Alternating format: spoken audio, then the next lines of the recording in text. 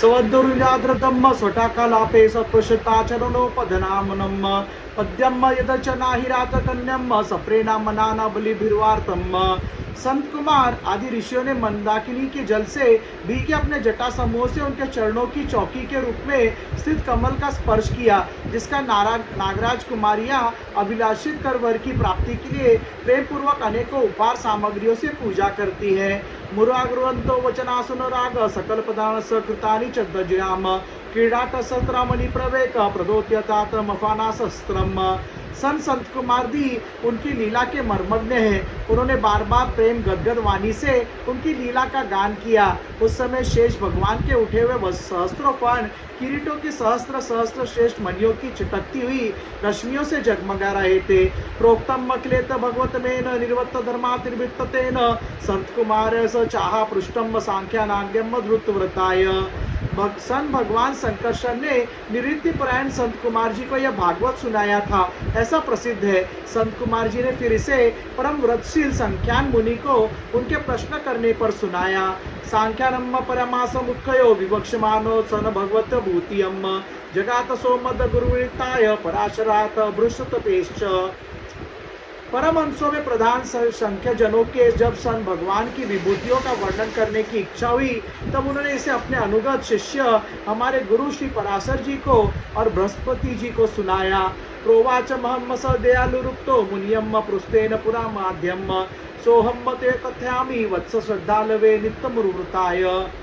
इसके पश्चात परम दयालु पराशर जी ने पुलस्त्य मुनि के कहने से वह आदि पुराण मुझसे कहा, वत्स श्रद्धालु और सदा अनुगत देखकर अब वही पुराण मैं तुम्हें सुनाता हूँ।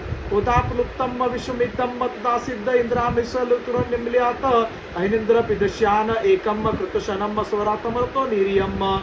सृष्टि के पूर्व यह संपूर्ण विश्व जल में डूबा हुआ था। उस समय एकमात्र श्री नारायण देव शेष शैया पर कोड़े हुए थे। वे अपनी ज्ञान शक्ति को अक्षुण्ण रखते हुए भी योग निद्रा का आश्रय ले अपने नेत्र मुंदे हुए थे।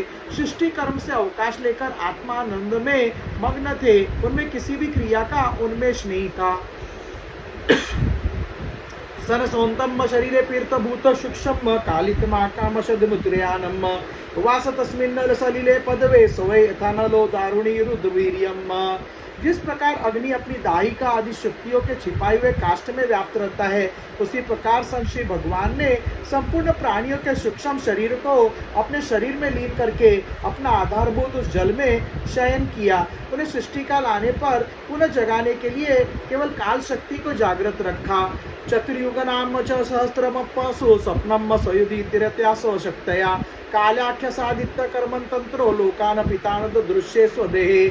इस प्रकार अपनी स्वरूप भूता इच्छा शक्ति के साथ एक सहस्त्र चतुर्युग पर्यंत जल में शयन करने पर अनंत पर जब उन्हीं के द्वारा नियुक्त उनकी काल शक्ति ने उन्हें जीवों के कर्मों की प्रवृत्ति के लिए प्रेरित किया, तब उन्होंने अपने शरीर में लीन हुए अनंत लोक देखे।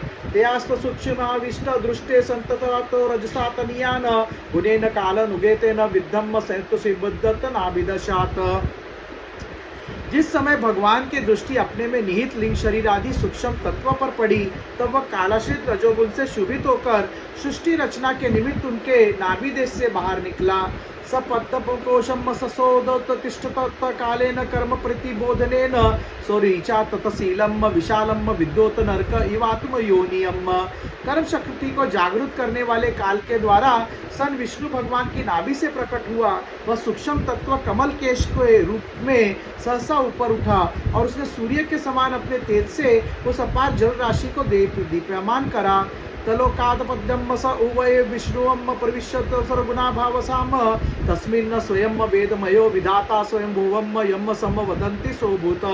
संपूर्ण गुणों को प्रकाशित करने वाले उस सर्वलोकमय कमल में संत श्री विष्णु भगवान ही अंतर्यामी रूप से प्रविष्ट हो गए। तब उसमें बिना पढ़ाई स्वयं संपूर्ण वेदों को जानने वाले साक्षात वेद मूर्ति श्री ब्रह्मा जी प्रकट हुए, जिन्हें लोग स्वयंभू कहते हैं। तस्याम स चाबुरुको कर्णयाम अवस्थितो लोकं पश्यमानम परिक्रमन्नं व्यामानि विवर्त नेत्र सचवातरि लेबुद्विषम मुखानि। उस कमल की कर्णिका गद्दी में बैठे हुए ब्रह्मा जी को जब कोई लोक दिखाई नहीं दिया, तब वे आंखें फाड़कर आकाश में चारों ओर गर्दन घुमाकर देखने लगे। इससे उनके चारों दिशाओं में चार मुख हो गए। तस्माद्युकांत श्वसना गुरुण चलोति मिक्षात्र सलीला दुर्दुर्दम उपासितम कंचम लोकतत्वम नात्मना मध्विदादिति देवम। उस समय प्रलयकालीन पवन के थपेड़ों से उछलती हुई जल की तरंगमालाओं के कारण उस जल राशि से ऊपर उठे हुए कमल पर विराजमान आदिदेव ब्रह्मा जी को अपना तथा उस लोक तत्व रूप कमल का कुछ भी रहस्य न जाग पड़ा। एष योसवदापजो पृष्ठो एतकृतो वामजन तपस्सु अस्ति सदा तस्सु कीर्षणेत दष्टितम यत्र सतानुभाव्यम। वे सोचने लगे, इस कमल के कर्णिका पर बैठा हुआ मैं कौन हूँ? ये कमल बिना किसी अन्य आधार के जल में कहाँ से उत्पन्न हो गया? इसके नीचे अवश्य कोई अस्थि वस्तु होनी चाहिए जिसके आधार पर यह स्थित है। स एतमुद्दीक्षय तब्जनाल नाडी विरंतर जलाम विशेष नावाग्रत सकला नाल नाल नाभ्यम विजासत दिलताजम। ऐसा सोचकर वे उस कमल के नाल के सूक्ष्म छिद्रों में होकर उस जल में घुसे, किंतु उस नाल के आधार को खोजते खोजते नाभि देश के समीप पहुंच जाने पर भी वे उसे पा न सके। तस्म्यां तमस्या पारे विद्रुतामा सर्गम विचांत्र सुभत्सो सत्रोणमियम यो देवाजम भई मिराणम परीक्षोतो सुजस्व हेतियम। विदुर जी उस अपार अंधकार में अपनी उत्पत्ति के स्थान को खोजते खोजते ब्रह्मा जी बहुत काल बीत गया। यह काल ही श्री भगवान का चक्र है जो प्राणियों को भयभीत करता हुआ उनके आयु को क्षीण करता रहता है। ततो निर्वृत्तो परिदब्ध कामम स्वधिन्नमा साधय पुनम स देवम स निर्जित्वासो निर्वत्त चित्तो न्यादि दारुढ़मादि मासमादि योगम। अंत में विफल मनोरथ हो वे वहां से लौट आए और पुनः अपने आधारभूत कमल पर बैठकर धीरे धीरे प्राणवायु को जीतकर चित्त को निसंकल्प किया और समाधि में स्थित हो गए सन। कालेन सोजम पुरुषाशोभियाभम प्रतो योगेन विरड बोधम स्वयं येन पूर्वम। इस प्रकार पुरुष के पूर्ण आयु के बराबर काल तक अर्थात दिव्य 100 वर्ष तक अच्छी तरह योगाभ्यास करने पर ब्रह्मा जी को ज्ञान प्राप्त हुआ। तब उन्होंने अपने उस अधिष्ठान को जिसे वह पहले खोजने पर भी नहीं देख पाए थे अपने अंतःकरण में प्रकाशित होते देखा। मृडागुदेश शोभो पर्यकम एकम पुरुषम शयानम वनाथ पत्र मूर्धरतम द्रुतवतात युगात अंतते। उन्होंने देखा कि इस प्रलयकालीन जल में शेष जी कमलनाथ सदृश गौर और विशाल विग्रह की शैया पर सन पुरुषोत्तम भगवान अकेले ही लेटे हुए हैं। शेष जी के 10,000 फन छत्र के समान फैले हुए हैं। उनके मस्तकों पर किरीट शोभायमान है। उनमें जो मनिया जुड़ी है उनकी कांति से चारों ओर का अंधकार दूर हो गया है। प्रेक्षाम शिपंतम हरित प्रोप्राद्रेम संध्या भनित मूर्धनम रत्नोधरात औषधि सोमनस्य वनसत्र जो वेनाग जी के पांगरे। वे अपने श्याम शरीर के आभा से मरकत मणि के पर्वत की शोभा को लज्जित कर रहे हैं। उनकी कमर का पीठपट पर्वत के प्राण देश में छाए हुए सायकाल के पीले पीले चमकीले मेघों की आभा को मलिन कर रहा है। सिर पर सुशोभित स्वर्ण मुकुट स्वर्ण में शिखरों का मान मर्दन कर रहा है। उनकी वनमाला पर्वत के रत्न जल प्राप्त औषधि और पुष्पों की शोभा को परास्त कर रही है तथा उनके भुजदंड वेदुदंड और चरण वृक्षों का तिरस्कार करते हैं। आया मतो वित्रसम स्वान देहन लोकथ संग्रहन विचित्र दिव्यावरणा शुकानम कृतश्या परिषत देहम। उनका वह श्री विग्रह अपने परिमाण से लंबाई चौड़ाई में त्रिलोकी के संग्रह किए हुए हैं। वह अपनी शोभा से विचित्र एवं दिव्य वस्त्राभूषणों की शोभा को सुशोभित करने वाला होने पर भी पीताम्बर आदि अपनी वेशभूषा से सुसज्जित है। पुंसाम स्वकमाय विविक्त मार्गे सर्भ्यचरताम मकामुद्रोपिपद्यम प्रदर्शयन्तम कृपया नखिंद मुख्यंद बिगुलदाचुर पुत्रम।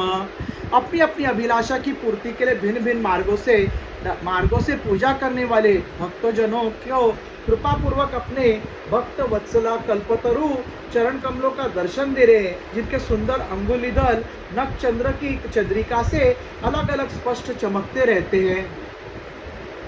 मुखेन लोकृतस्मितेन परस्मोतो कुंडमंडितेन शोनियात्रता बिंबभासा प्रतिहंतम सुनसेन सुब्रवासन। सुंदर नासिका अनुग्रह वर्षी बोहे कानों में झिलमिलाते हुए कुंडलों की शोभा बिंबा फल के समान लाल लाल अधरों की कांति एवं लोक हितहारी मुस्कान से युक्त मुखारविंद के द्वारा वे अपने उपासकों का सम्मान अभिनंदन कर रहे हैं। कदम्ब किंचलापि शंगवासा स्वलकृतम मेखलया नितंबे आरेन चानंत धनेन वत्स श्रीवत्स वत्सस्थलम वल्लभेन। वत्स उनके नितंब देश में कदम कुसुम की केसर के समान पीत वस्त्र और सुवर्णमयी मेखला सुशोभित है तथा वक्षस्थल में अमूल्य हार और सुनहरी रेखा वाले श्री वत्स चिन्ह की अपूर्व शोभा हो रही है। प्राधर्य केरुमणि प्रेवेक पर्यस्त दंड सहस्त्र शाखम अव्यक्त मूलम विवानक प्रेदंद्र महेंद्रा गौरत विलशलम। सन वे अव्यक्त मूल चंदन वृक्ष के समान है।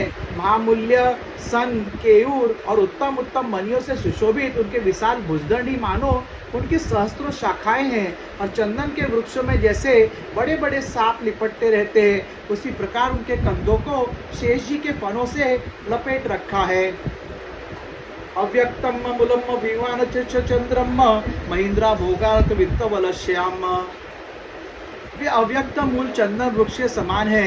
महामूल्य कयूर और उत्तम उत्तम मणियों से सुशोभित उनके विशाल भुजदंडी मानो उनके सहस्त्रों शाखाएं हैं और उनके चंदन के वृक्षों में जैसे बड़े बड़े सांप लिपटे रहते हैं उसी प्रकार उनके कंधों को शेष जी के फनों में लपट रखा है। चराचरों के भगवनाम इधर महेंद्र बंधुअम शल्योपुगड़म किरट शस्त्राम गिरणम मावितो गर्भतो गर्भम। वे नागराज अनंत के बंधु श्री नारायण ऐसे जान पड़ते हैं मानो कोई जल से गिरे हुए पर्वतराज ही हो। पर्वत पर जैसे अनेकों जीव रहते हैं उसी प्रकार वे संपूर्ण चराचर के आश्रय हैं। संत शेष जी के फर्णों पर जो सहस्त्र मुकुट है वही मानो उस पर्वत के स्वर्ण मंडित शिखर है तथा वक्ष स्थल में विराजमान कौस्तुभ मणि उसके गर्भ से प्रकट हुआ रत्न है। निवृत्तानम धुव श्रुतया श्रिया स्वकीर्तया ब्रह्ममालाया हरियम सूर्येन्द्र वाग्यम परिक्रमाद प्रकुद्रासदम।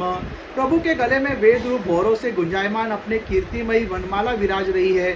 सन सूर्य चंद्र वायु और अग्नि आदि देवताओं की भी आप तक पहुंच नहीं है तथा त्रिभुवन में भयरोग टोक विचरण करने वाले सुदर्शन चक्र आदि आयुध भी प्रभु के आसपास ही घूमते रहते हैं उनके लिए भी आप अत्यंत दुर्लभ है। त्रैवतन बरसर सरोजम मातमनाम भवम श्वसनम वियच्च ददर्श देवो जगतो विधाता नातम परमलोक सगुदृष्टियम। तब विश्व रचना की इच्छा वाले लोक विधाता ब्रह्मा जी ने सन भगवान के नाभि सरोवर से प्रकट हुआ वह कमल जल सन आकाश वायु और अपना शरीर केवल ये 5 ही पदार्थ देखे इनके सिवा और कुछ उन्हें दिखाई नहीं दिया। श्री सन देवता की जय। श्री बालकृष्ण भगवान की जय। श्री राधे कृष्ण भगवान की जय। श्री सिद्धि विनायक महाराज की जय। श्री राधा शरणम मम श्री राधा शरणम मम श्री राधा शरणं मम श्री राधा शरणं मम।